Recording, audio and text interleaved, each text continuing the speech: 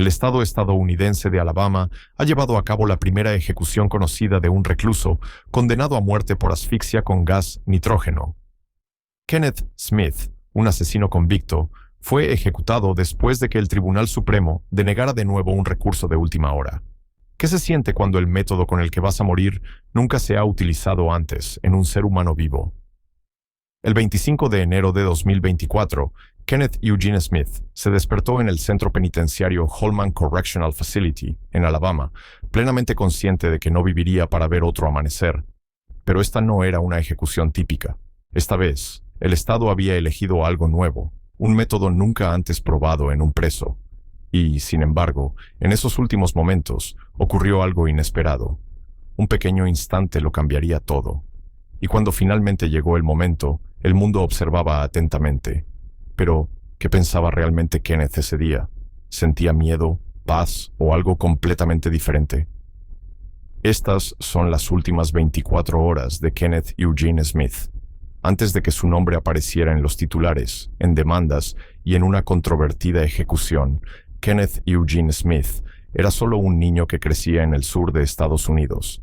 Nacido en Alabama en 1965, la infancia de Kenneth no estuvo marcada por la notoriedad ni la violencia. Según la mayoría de los testimonios, sus primeros años fueron normales, sin privilegios, pero tampoco especialmente problemáticos. Se crió en una familia de clase trabajadora, uno de varios hijos de una familia numerosa. La escuela no era su fuerte. Le costaba seguir el ritmo y finalmente abandonó los estudios antes de terminar el instituto. Como muchos en su comunidad, Kenneth se dedicó a trabajos manuales y ocasionales, en la construcción, en jardinería, cualquier cosa que le permitiera pagar las facturas. Pero a finales de su adolescencia y principios de la veintena, las cosas empezaron a cambiar. Se volvió inquieto, se juntó con malas compañías y empezó a acumular arrestos, principalmente por robo y allanamiento. Nunca se le consideró especialmente violento, más un seguidor que un líder, alguien que actuaba de forma impulsiva y le costaba encontrar su camino. Pero esa sensación de desorientación le llevaría un día directamente a un asesinato por un complot mayor que lo cambiaría todo. Y una vez que sucedió, ya no habría vuelta atrás. Cuando Kenneth Eugene conoció al reverendo Charles Sennett, su vida ya se había desviado hacia aguas peligrosas. Smith tenía apenas 22 años. Era conocido en el norte de Alabama por delitos menores, pero nada que presagiara lo que se avecinaba. Todo comenzó con el propio reverendo. Charles Sennett Sr. era el pastor de la Iglesia de Cristo en Sheffield, Alabama. También estaba profundamente endeudado, envuelto en una aventura extramatrimonial y desesperado por encontrar una salida. Pero en lugar de divorciarse, eligió algo mucho más definitivo: el asesinato. No tenía intención de mancharse las manos. Recurrió a uno de sus inquilinos, Billy Gray Williams, y le ofreció un trabajo: matar a su esposa, Elizabeth Sennett, a cambio de dinero. Williams aceptó, pero no iba a hacerlo solo. Ahí es donde entró en escena Kenneth Eugene Smith. Williams reclutó a Smith y a otro joven, John Forrest Parker, para llevar a cabo el asesinato. La recompensa era de $1,000 para cada uno. Smith y Parker aceptaron. Les dieron el dinero por adelantado, supuestamente para comprar un arma, pero en lugar de hacerlo, lo gastaron en drogas. El plan seguía en marcha, pero ahora se llevaría a cabo con armas improvisadas y violencia brutal. En la mañana del 18 de marzo, Smith y Parker se dirigieron a la residencia de los Sennett en el condado de Colbert, Alabama. Se les había dicho que se hicieran pasar por cazadores interesados en utilizar las tierras de la familia para practicar este deporte. Cuando Elizabeth Sennett abrió la puerta, se mostró recelosa, por lo que llamó por teléfono a su marido, el mismo hombre que había ordenado su muerte. Charles le dijo que dejara entrar a los hombres. Esa fue la última decisión que tomó libremente en su vida. Una vez dentro, Smith y Parker esperaron el momento oportuno. Uno pidió usar el baño y con un cálculo escalofriante comenzó el ataque. Los dos no tenían armas, así que utilizaron todo lo que encontraron en la casa.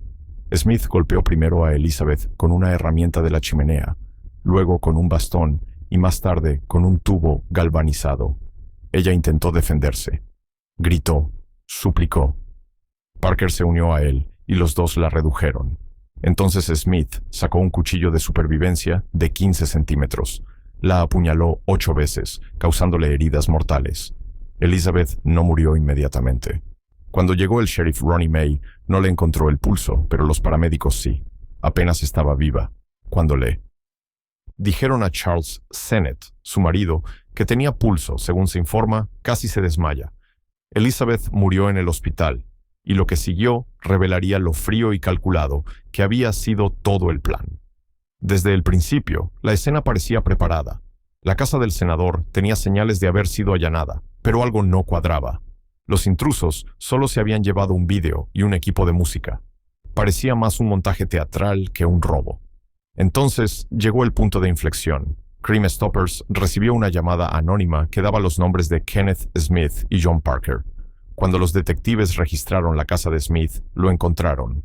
El vídeo robado de la casa de Sennett era una prueba irrefutable. Smith fue detenido, al igual que Parker. Bajo presión, ambos hablaron. Describieron todo el plan, cómo Charles Sennett lo había organizado todo, cómo los contrató, cómo golpearon y apuñalaron a Elizabeth, con todo lujo de detalles. Pero el hombre que los contrató, Charles, no iba a enfrentarse a la justicia. El 25 de marzo, solo 7 días después del asesinato, los investigadores llevaron al reverendo Sennett para interrogarlo. Negó todo, pero cuando alguien en la sala le preguntó si conocía a Kenneth Smith, se sonrojó. Después de la entrevista, Charles fue a su iglesia. Reunió a sus hijos y a sus familias, y allí, en un momento de confesión sombría, lo admitió todo: la aventura, el plan y el asesinato. Luego se dirigió a su camioneta, se sentó dentro y se pegó un tiro en la cabeza. El cerebro había desaparecido, pero Kenneth Eugene Smith, el hombre que llevó a cabo la violencia, seguía vivo. El juicio de Kenneth Eugene Smith fue todo menos sencillo. En su primer juicio, las pruebas contra Smith eran abrumadoras. El jurado lo declaró culpable de asesinato a sangre fría. Pero cuando llegó el momento de decidir su destino, el jurado se dividió. 10 jurados votaron a favor de la pena de muerte y 2 a favor de la cadena perpetua. Según la legislación de Alabama vigente, en 2017, la recomendación del jurado tenía un peso significativo, pero no era definitiva. El juez tenía la última palabra y se esperaba que considerara seriamente el voto del jurado. En 1989, el juez condenó a Smith a muerte, poniendo en marcha la maquinaria de la pena capital. Sin embargo, esto no fue el final. La condena y la pena de muerte de Smith fueron anuladas en apelación en 1992, lo que devolvió el caso a los tribunales para un segundo juicio. Los motivos de la apelación se centraron en errores procesales y legales durante el primer juicio, lo que le dio a Smith una nueva oportunidad. En el segundo juicio, el jurado se mostró más reacio a enviar a Smith a la cámara de ejecución. Esta vez, 11 miembros del jurado recomendaron la cadena perpetua y solo uno votó a favor de la pena de muerte. Sin embargo, el juez volvió a desestimar la recomendación de la mayoría e impuso la pena de muerte a Smith en 1996. Mientras tanto, John Forrest Parker, cómplice de Smith en el asesinato, también fue condenado a muerte. Billy Gray Williams, el hombre que los contrató, recibió cadena perpetua sin posibilidad de libertad condicional. Años más tarde, Parker sería ejecutado por inyección letal en 2010, cerrando así su capítulo. Williams murió en prisión en 2020, tranquilamente, a causa de una enfermedad. Y para Smith, la fecha se fijó para la tarde del 17 de noviembre de 2022. Esa tarde, Kenneth Eugene Smith fue llevado a la cámara de ejecución a pesar de que había una suspensión legal pendiente en los tribunales. Los funcionarios de la prisión comenzaron los preparativos y Smith fue esposado a la camilla. Solo 2 minutos después de que Smith fuera llevado a la cámara, el tribunal del 11º Circuito dictó una suspensión de la ejecución. Sin embargo, Smith no fue informado inmediatamente y permaneció atado mientras el equipo intentaba insertarle la vía intravenosa para la inyección letal. Alrededor de las 10:20 de la noche, el Tribunal Supremo de los Estados Unidos levantó la suspensión, permitiendo que se procediera con la ejecución, pero surgieron complicaciones. El personal de la prisión tuvo dificultades para encontrar una vena adecuada. Smith fue colocado en una posición incómoda y los intentos de inyectarle los fármacos fracasaron. Se le veía angustiado, sudando y sin poder moverse correctamente. Tras casi una hora de dificultades, se suspendió la ejecución. Smith se salvó, pero el intento fallido puso de manifiesto graves problemas en el proceso de ejecución de Alabama. A raíz de ello, el gobernador ordenó una revisión y se introdujeron cambios para dar más tiempo para llevar a cabo las ejecuciones en el futuro. Para Smith, la muerte había estado cerca, pero se le escapó. Tras el intento fallido de ejecución en noviembre de 2022, el Estado se apresuró a fijar una nueva fecha.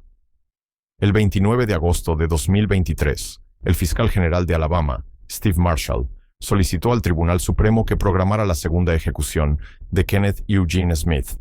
Esta vez, el Estado pretendía utilizar la hipoxia por nitrógeno, un método nunca antes utilizado en ninguna ejecución en todo el mundo. El tribunal aprobó fijar la fecha de la ejecución para el 3 de noviembre, pero el gobernador la pospuso posteriormente y ordenó que se llevara a cabo el 25 de enero de 2024, mediante gas nitrógeno. Entonces, ¿qué se siente al despertar y saber que el Estado ha programado tu muerte, no una, sino 2 veces? Para Kenneth Eugene Smith, la segunda fecha fue diferente, no solo porque se le acababa el tiempo, sino porque el método era algo que ningún ser humano había soportado antes. Un método de ejecución sin probar y sin demostrar que prometía una muerte supuestamente pacífica al sustituir el oxígeno por nitrógeno. Pero nadie lo había visto nunca. Ningún médico había presenciado sus efectos en un ser humano en una cámara de ejecución. Sus abogados suplicaron a los tribunales que intervinieran, no solo porque la hipoxia por nitrógeno no se había probado, sino porque él ya había sufrido una vez. Argumentaron: ¿cómo puede el Estado volver a intentarlo después de haber fallado la primera vez? Pero los tribunales no estuvieron de acuerdo. Para Kenneth Eugene Smith, la cuenta atrás para su ejecución había comenzado de verdad. Y esta vez, el Estado tenía la intención de terminar lo que había empezado. Era el último día, el 25 de enero de 2024. Dentro del centro penitenciario Homeman de Alabama, el aire parecía más frío de lo habitual. Kenneth Eugene Smith ya había sobrevivido a un intento de ejecución, y ahora, mientras salía el sol en ese jueves por la mañana, sabía que esta vez no habría retrasos. A las 6 en punto de la mañana, los guardias cambiaron de turno y comenzó la rutina. Smith había sido puesto bajo vigilancia especial, lo que significaba que estaba bajo observación constante. 2 oficiales se pararon justo afuera de su celda, con la mirada fija en él. No se perdió ni un solo momento. Smith ya estaba despierto. No había dormido bien. Durante semanas, las náuseas y la ansiedad le habían privado del descanso. El trauma del intento fallido de ejecución aún perduraba en su cuerpo. Sufría arcadas, noches de insomnio y un miedo silencioso a que esta segunda vez fuera peor. Ahora, mientras comenzaba de nuevo la cuenta atrás, ese trauma se apoderó de él. Sus movimientos eran lentos, sus hombros pesados. A las 10 en punto, le sirvieron la última comida de Smith. No era la cena, ni el almuerzo, sino el desayuno. Esta decisión se tomó para minimizar el riesgo de vómitos y reducir la posibilidad de que la ejecución por hipoxia de nitrógeno se convirtiera en un caos o en un acto cruel. El Estado insistió en que se trataba de una medida de precaución. Sus abogados lo calificaron de otro acto inhumano. La bandeja se colocó dentro de la celda. Filete, patatas fritas y huevos. No era una comida abundante, ni simbólica. Se calculó que se sirviera 8 horas antes de la ejecución prevista, sin permitirle beber nada después de las 4 de la tarde. Smith no tocó la comida de inmediato. Durante un rato, se limitó a mirar la bandeja en silencio. Luego, sin decir palabra, comenzó a comer con cuidado y lentamente. No había visitantes a su lado, ni familiares ni amigos con quienes compartir ese momento. Solo la comida, los guardias y el reloj avanzando. No se trataba de saciar el hambre, se trataba de un procedimiento. Algunos reclusos comen su última comida rodeados de sus familiares en salas de visitas, con aperitivos de máquinas expendedoras y breves sonrisas. Smith comió solo en su celda, con el único ruido del bolígrafo de los funcionarios que anotaban cada detalle, la hora, el contenido, la persona que se lo servía. Más tarde, esa misma mañana, se le dio la oportunidad de escribir su última voluntad y repasar los procedimientos legales básicos. Sus abogados, muy familiarizados con el terreno emocional de un último día, estaban cerca, pero aún no habían sido llamados. El equipo del alcaide anotó cada elemento de la bandeja, la hora en que se sirvió, cuánto comió, todo registrado, todo controlado. Smith no dijo mucho. Se movía lentamente. A veces cerraba los ojos y se apoyaba en la pared, no dormido, solo sumido en sus pensamientos. Fuera de los terrenos de la prisión, todo estaba en silencio. Dentro, la tensión iba en aumento. Al mediodía, el silencio alrededor de Kenneth Eugene Smith se había intensificado. La bandeja del desayuno hacía tiempo que había desaparecido. Los guardias seguían apostados fuera de su celda, vigilando, pero incluso sus pasos se habían vuelto más silenciosos, más vacilantes. Todos los que se encontraban dentro del centro penitenciario Holman parecían sentir el mismo peso invisible que les oprimía. La hora se acercaba. A primera hora de la tarde, Smith recibió su última visita. Se le permitieron 9 visitantes. Primero llegó su esposa, luego sus hijos, ya adultos, pero en ese momento seguían siendo sus niños. La conversación entre ellos fue tranquila, emotiva. No había prisa, pero tampoco había tiempo que perder. No hablaron mucho de la ejecución.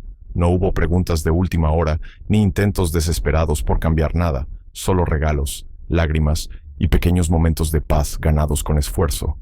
Su esposa extendió la mano a través de los barrotes. Sus manos se tocaron brevemente, una última conexión después de décadas de dolor, batallas legales y años de espera por este día que ninguno de ellos quería.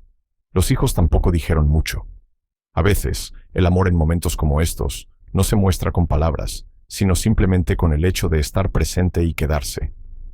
Una vez que terminó la visita, el pasillo volvió a quedar en silencio. Entonces llegó el reverendo Jeff Hood. Durante meses, el reverendo Hood había estado al lado de Smith, como consejero, como amigo, y ahora, en esta recta final, como la única persona que podía estar cerca de él cuando todo le había sido arrebatado, los dos hombres hablaron en voz baja. Más tarde, Hood dijo que Smith no temía a la muerte en sí, sino a lo que este método podría traer consigo. La incertidumbre se cernía pesadamente en el aire, pero a pesar del miedo, Smith había alcanzado algo parecido a la aceptación. Hood dijo que había hecho las paces, que su espíritu se había calmado, que, aunque el Estado le pedía que muriera por un método que nadie había probado, Kenneth Eugene Smith había encontrado la manera de dejarlo ir. Se sentó en silencio durante el resto de la tarde dentro de la celda de observación, a pocos pasos de la cámara de ejecución. Unas últimas oraciones, unas respiraciones profundas. Las horas pasaban.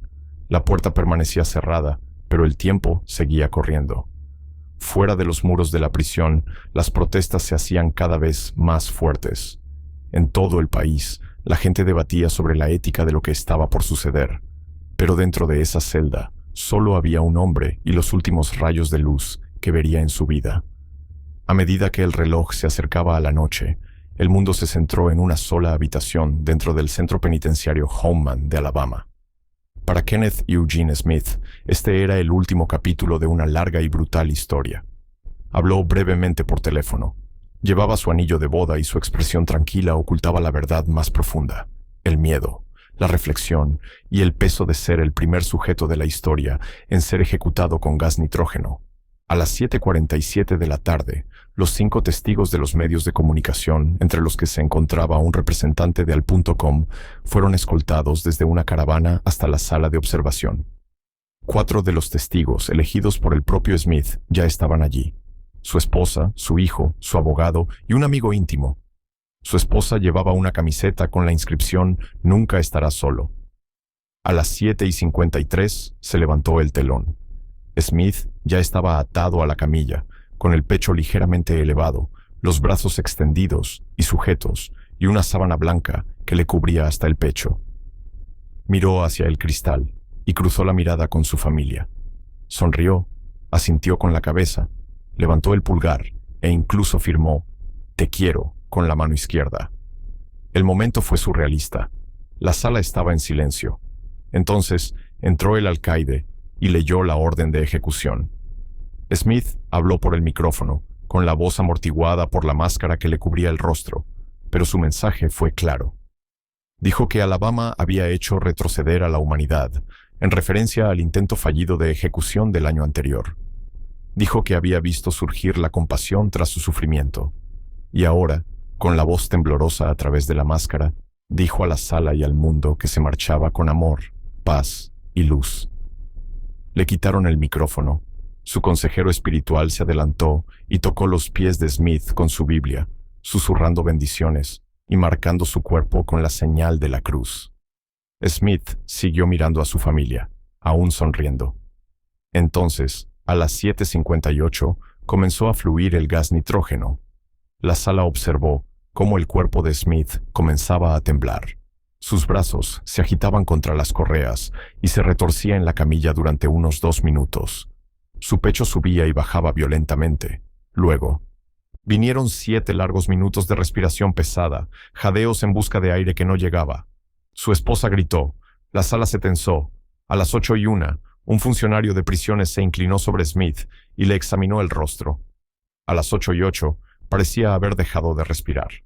La cortina se cerró a las 8:15. 10 minutos más tarde, a las 8:25, un médico declaró muerto a Kenneth Eugene Smith. Afuera, las familias y los periodistas permanecían en silencio. Algunos lo llamaron justicia. Otros dijeron que era tortura. Adentro, Smith se había convertido en el primer ser humano de la historia en morir por gas nitrógeno. En las horas posteriores a la ejecución de Kenneth Eugene Smith, su cuerpo fue trasladado al Departamento de Ciencias Forenses de Alabama para realizarle la autopsia. Lo que encontraron los forenses fue alarmante. Los pulmones de Smith estaban hinchados y llenos de líquido. Su sangre era de color marrón oscuro, un signo de grave falta de oxígeno. Una sustancia espumosa recubría su tráquea y sus vías respiratorias mostraban signos de congestión intensa. La causa de la muerte coincidía con lo que se denomina edema pulmonar por presión negativa. Se trata de un fenómeno que puede producirse cuando una persona entra en pánico durante la asfixia y jadea involuntariamente contra una vía respiratoria sellada. En términos sencillos, se ahogó en sus propios fluidos corporales, jadeando en busca de un aire que nunca llegaría. No era así como se suponía que debía ser la muerte en un entorno controlado. Meses más tarde, Carrie Dale Grayson, otra reclusa de Alabama condenada a hipoxia por nitrógeno, pidió a un experto que revisara la autopsia de Smith. El experto calificó los hallazgos de muy preocupantes. El análisis médico sugirió que Smith probablemente entró en pánico en sus últimos momentos, no por miedo emocional, sino por una reacción primitiva e involuntaria a la privación de oxígeno. Un anestesiólogo incluso argumentó que, si Smith hubiera sido sedado, se podría haber evitado este pánico y el trauma resultante. Pero Alabama no se detuvo. En cambio, la ejecución de Smith abrió la puerta a más. En cuestión de meses, los legisladores de Ohio comenzaron a presionar para que se adoptara la hipoxia por nitrógeno como método legal de ejecución. Entonces, ¿qué opinas? ¿Debería permitirse a los estados experimentar con métodos no probados en personas reales? Cuéntanoslo en los comentarios. Queremos conocer tu opinión, independientemente de cuál sea tu postura. Suscríbete al canal para ver más historias reales. Y pregúntate, si el castigo parece un sufrimiento, ¿sigue siendo justicia? Gracias por vernos.